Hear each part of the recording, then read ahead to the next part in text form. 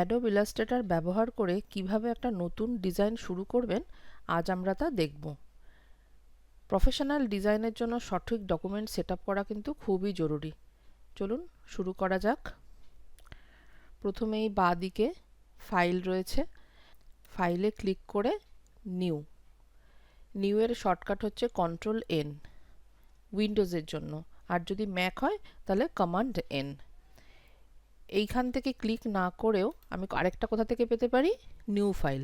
এখানে ক্লিক করলেও new file পাবো, ফাইল থেকে নিউতে ক্লিক করলেও পাবো, আবার আমি শর্টকাটে Ctrl+N প্রেস করলেও নিউ ডকুমেন্ট পাবো। তো এখানে ক্লিক করে নিউ ডকুমেন্টের সেটআপ পেজে চলে এলাম। আচ্ছা, এই পেজে ঢোকার পরেই আমরা কি কি দেখতে পাচ্ছি, আমার বাঁ দিকে রয়েছে আমার পেজ কীরকম হবে। এই পোর্শনটায় আসার আগে আমি ডান দিকের এই পোর্শনটা একটু দেখে নিই। প্রথমেই আছে কি নাম দেব, তো এখানে আমার ফাইলের নাম দিয়ে দিচ্ছি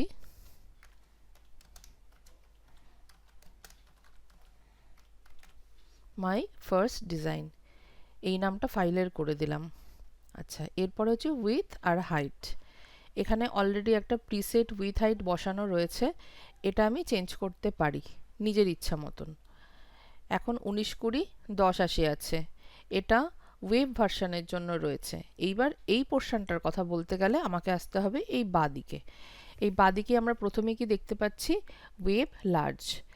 এই যে রেশিওটা এখানে আমরা দেখতে পাচ্ছি, এটা হচ্ছে 19/1080 মানে 16:9 রেশিও। এটা এইচডি সাইজ, আমরা যে এইচডি ভিডিও বলি, এইচডি ভিডিওর সাইজ হচ্ছে এটা, বা এইচডি ডিজাইন বা ডিসপ্লের সাইজ হচ্ছে এটা।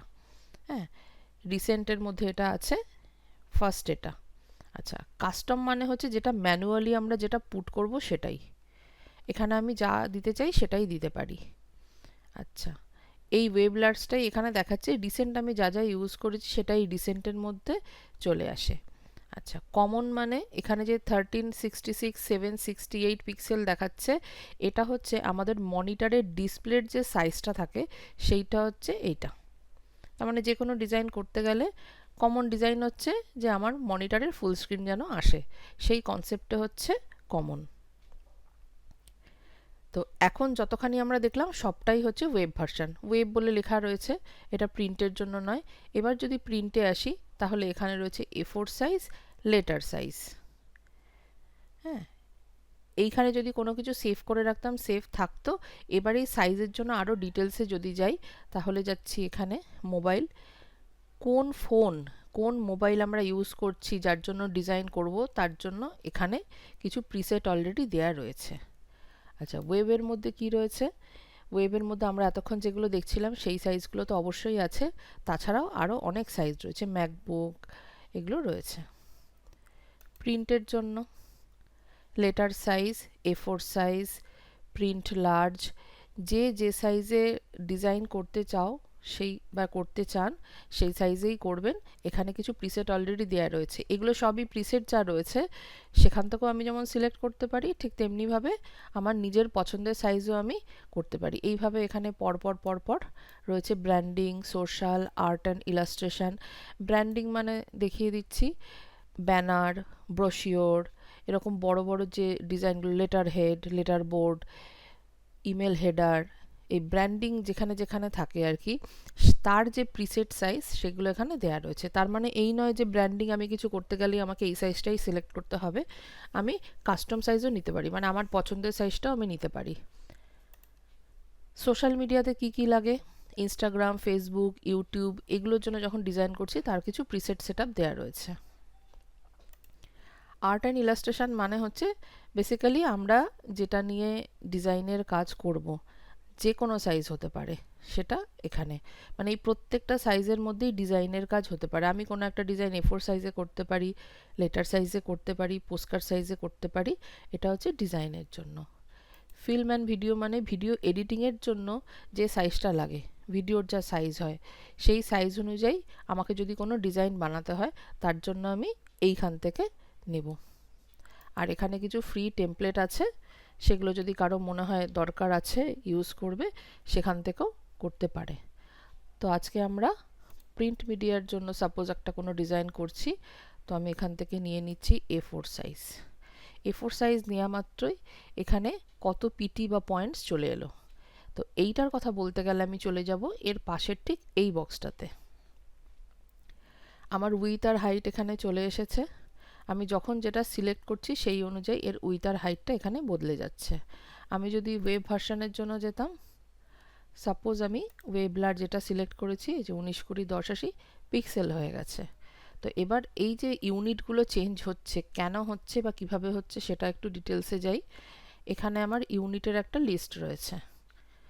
এই পিক্সেলে ক্লিক করলেই দেখতে পাবো বাই ডিফল্ট এটা পিক্সেল হয়ে থাকে। পিক্সেল পয়েন্টস মানে পিএক্স, পিটি আর পিকাস, এই তিনটে ইউনিট হচ্ছে ওয়েব ভার্সনের জন্য ইউজ করা হয়। এরপরে ইঞ্চেস, ফিট, যা যা বাকি এগুলো রয়েছে এইগুলো হচ্ছে প্রিন্ট মিডিয়ার ক্ষেত্রে। এবার এই ছোট যেগুলো হয় ইঞ্চেস, ফিট এই পর্যন্ত বলতে পারি, বা মিলিমিটার, সেন্টিমিটার, এইগুলো হচ্ছে ছোট ব্যানার। যথারীতি বোঝাই যাচ্ছে ইঞ্চেস, মিলিমিটার আর সেন্টিমিটারটা হচ্ছে খুব ছোট ডিজাইনের জন্য। ভিজিটিং কার্ড হতে পারে, পোস্ট কার্ড হতে পারে, গ্রিটিংস কার্ড হতে পারে, ব্রোশিওর হতে পারে, ছোট ক্যালেন্ডার ডিজাইন হতে পারে। আর যখন বড় কোনো ব্যানার, আমরা রাস্তায় যেরকম বড় বড় হোর্ডিং দেখি এই ধরনের ডিজাইনগুলো হয়, তখন feet, feet inches, yard, metre এইগুলো আমরা সিলেক্ট করতে পারি। আচ্ছা, আমরা যেহেতু ওয়েব ভার্সনের জন্য এখন যদি ধরে নিই এটা, তাহলে আমরা চলে যাচ্ছি পিক্সেলে। আচ্ছা, আমার ইউনিট নিলাম, সাইজ নিলাম, ওরিয়েন্টেশনটা কি? আমার উইথ আছে 1920, হাইট আছে 1080। তো ওরিয়েন্টেশন হচ্ছে উইথ বেশি বলে এখন এটা আমার ল্যান্ডস্কেপ মোড আছে। আমি যদি পোর্ট্রেট মোডে করি ও অটোমেটিক এটাকে সুইচ করে দিচ্ছে। তার মানে কি আমার হাইটটা বেশি হবে, উইথটা কম হবে। আমি এই এইচডি ভার্সনেই রয়েছি, মানে এইচডি সাইজটাই রয়েছি, কিন্তু আমার মোডটা চেঞ্জ করছি, ওরিয়েন্টেশনটা চেঞ্জ করছি। হাইটটা আমি কখনো বেশি নিতে পারি, আবার উইথেও আমি বেশি নিতে পারি। তো সেই হিসাবে এটা চেঞ্জ হয়ে যাচ্ছে। আমি ল্যান্ডস্কেপ মোডে যাচ্ছি, এটা পোর্ট্রেট মোড, এটা ল্যান্ডস্কেপ মোড। এই পর্যন্ত আশা করি ক্লিয়ার। আচ্ছা, এরপরে চলে যাচ্ছি আর্টবোর্ড। আমি যে ডকুমেন্টটা তৈরি করব তাতে কটা পেজ থাকবে, কতগুলো ডকুমেন্ট নিয়ে ডিজাইন করব। আমি যদি মনে করি যে আমি যে ডিজাইনটা করছি, সাপোজ আমি ধরে নিচ্ছি আমি কোনো একটা গ্রিটিংস কার্ড তৈরি করছি, তাহলে গ্রিটিংস কার্ডের কি হয়, প্রথম ওপরে থাকে একটা ডিজাইন, পাতাটা যখন খুলে দিই তখন তার ব্যাক সাইডটা হোয়াইট থাকে, আবার ডান দিকে কিছু লেখা থাকে। আবার তার ব্যাক সাইডে যেটা থাকে সেখানে হয়তো যে কোম্পানি বা যারা ডিজাইন করেছে তাদের হয়তো লোগো থাকে, কিছু ডিটেলস থাকে এরকম। তার মানে বেসিক্যালি আমার এই 4 পাতার যে ডিজাইনটা, তার জন্য আমাকে 3টে পাতা ড্র করতে হচ্ছে। তার মানে গ্রিটিংস কার্ডের জন্য আমি যদি কোনো ডিজাইন করি, এখন আমার মেন পেজের পেছনে যে হোয়াইট পেজটা আছে সেখানে যদি ডিজাইন না করতে হয়, তার মানে একটা গ্রিটিংস কার্ডের জন্য 3টে ডিজাইন করলেই হয়ে যাবে, মানে 3টে পেজ সাজাতে হবে। আর যদি মনে করি যে আমার তার পরের পাতাতেও আমি কিছু দিতে চাইছি ডিজাইন, বা হালকা কিছু একটা রাখতে চাইছি, অল্প করে কিছু রাখতে চাইছি, সেটা যদি ডিজাইন কিছু করি, তাহলে আমার একটা গ্রিটিংস কার্ডের জন্য 4টে পেজের জন্য 4টেই আমার ডকুমেন্ট নিতে হবে যেখানে আমি ডিজাইন করব। সেই হিসাবে আমি যদি একটা ভিজিটিং কার্ড বানাই, তার মানে ভিজিটিং কার্ডের খালি যদি ওপরের ডিজাইনটাই বানাই, তার মানে আমার একটা ডকুমেন্ট নিলেই হয়ে যাবে। অনেকের থাকে কি ভিজিটিং কার্ডের সামনের যেমন কিছু ডিজাইন থাকে, পেছনে ফ্লিপ করলেও দেখা যায় সেখানেও কিছু ডিজাইন আছে, মানে টেক্সট আছে, ইমেজ আছে, লোগো আছে, কিছু আছে।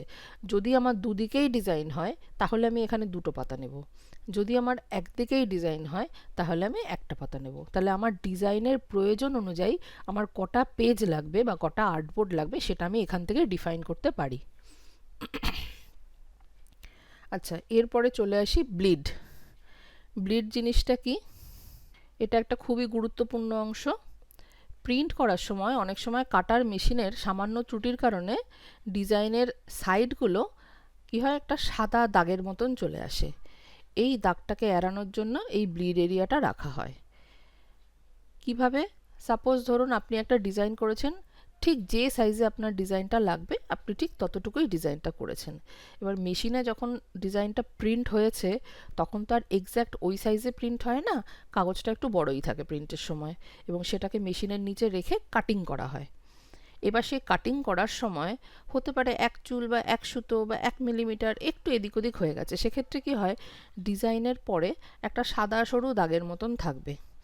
এইটাকে এড়ানোর জন্য কি হয়, আমার এক্স্যাক্টলি যতটুকু জায়গায় ডিজাইনটা দরকার তার বাইরেও আমি ডিজাইনটাকে একটু এক্সটেন্ড করে রাখবো, যাতে কাটিংয়ের সময় যদি একটু এদিক ওদিক হয়েও যায় তাহলেও কাটিংয়ে সেই সাদা এজটা ধরা পড়বে না। তো এখানে আমি আমার এই ব্লিডিং এরিয়াটা বাড়িয়ে রাখতে পারি। এইটা ম্যাক্সিমাম নেওয়া যায় হচ্ছে 3 মিলিমিটার অবধি। এবার আমি যেহেতু ওয়েব ভার্সন নিচ্ছি সেক্ষেত্রে আমার এই ব্লিডিং এরিয়াটা এই মুহূর্তে দরকার নেই, আমি ওয়েবের জন্য করছি, কিন্তু আমি আপনার দেখাতে চাই বলে আমি এখানে সাপোজ ধরে নিলাম 20। এইখানে যখন আমি 20 লিখে এখানে ক্লিক করব অটোমেটিক বাকিগুলো 20 নিয়ে নেবে, তো ম্যানুয়ালি বারবার লেখার দরকার নেই। আচ্ছা, এর নিচে রয়েছে অ্যাডভান্স অপশন, যদি এটা বন্ধ থাকে তাহলে এখানে ক্লিক করে এই লিস্টটা খুলে নেবেন। আচ্ছা, প্রথমেই রয়েছে কালার মোড। কালার মোডে কি কি অপশান রয়েছে, 8GB আর CMYK।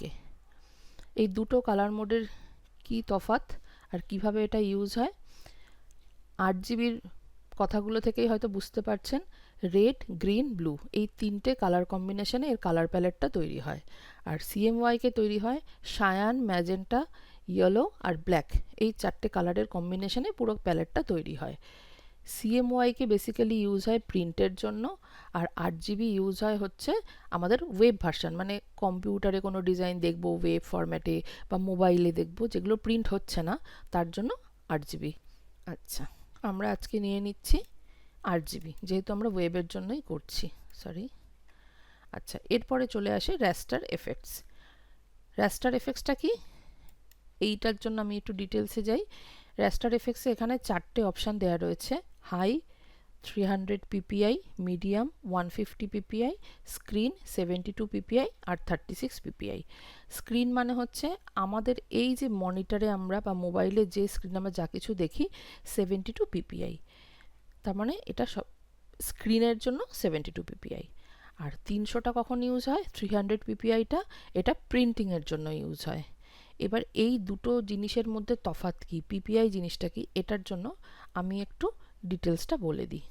প্রিন্টিংয়ের জন্য যখন আমরা কোনো কিছু ডিজাইন বানাই তার কোয়ালিটিটা হতে হয় খুব হাই, কেন প্রিন্টিং কোয়ালিটি আমরা সবসময় দেখে থাকি যা চোখের সামনে দেখি সেগুলো খুব পরিষ্কার পরিচ্ছন্ন ঝকঝকে একটা ছবি। আর স্ক্রিনে যেটা দেখি ওয়েব ভার্সন, সেটার জন্য অত ক্রিস্টাল ক্লিয়ার বা অত ডিটেল ছবি না হলেও চলে, অত ডিটেল ডিজাইন না হলেও চলে। এবার পিপিআই জিনিসটা কি, পিপিআই মানে হচ্ছে পিক্সেল পার ইঞ্চ।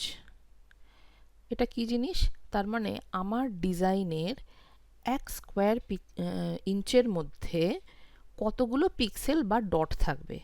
তার মানে আমি যখন একটা ডিজাইন বানাচ্ছি কতগুলো ডট নিয়ে 1 ইঞ্চির একটা স্কোয়ার বক্স তৈরি হচ্ছে। তার মানে বোঝাই যাচ্ছে আমি যত বেশি ডট দেব তার মানে আমার ছবির ডিটেলিংটা তত বেশি, আমার ডট যত কম হবে তার মানে আমার ডিটেলিং তত কম। আমি যদি একটা পেন দিয়ে কাগজে ডট ডট দিই এবং সেই ডট ডটগুলো অনেক দূরে দূরে দিই তাহলে মাঝখানে অনেক গ্যাপ গ্যাপ থাকে। আমি যত কাছে কাছে কাছে কাছে দেব গ্যাপগুলো কম হবে, তত বেশি ওটা প্রমিনেন্ট লাগবে, ছাড়া ছাড়া লাগবে না। কনসেপ্টটা অনেকটা সেম। তো সেক্ষেত্রে প্রিন্টের জন্য যেহেতু অনেক ডিটেল ছবির দরকার হয়, অনেক হাই কোয়ালিটির ছবি দরকার হয়, সেই জন্য তার পিক্সেল পার ইঞ্চটা অনেক বেশি পিক্সেল রেট রাখা হয়। আর স্ক্রিনে যেহেতু অত বেশি প্রয়োজন নেই সেই জন্য 72 রাখা হয়। তাহলে এটা ওয়েব ভার্সনের জন্য, এটা প্রিন্ট ভার্সনের জন্য। তাহলে আমরা এইটা আজকে নিয়ে নিচ্ছি। আচ্ছা, প্রিভিউ মোডটা কি, পিক্সেলও প্রিভিউ করতে পারি আর ওভার প্রিন্টও করতে পারি। তার মানে আমরা এখন ওয়েবে যেটা দেখব সেটা এই মোডে দেখব, আর যদি প্রিন্টিংয়ের মোডে কিভাবে প্রিন্ট হলে দেখতে হবে কীরকম লাগবে সেটার জন্য আমরা এইটা দিয়েও দেখতে পারি।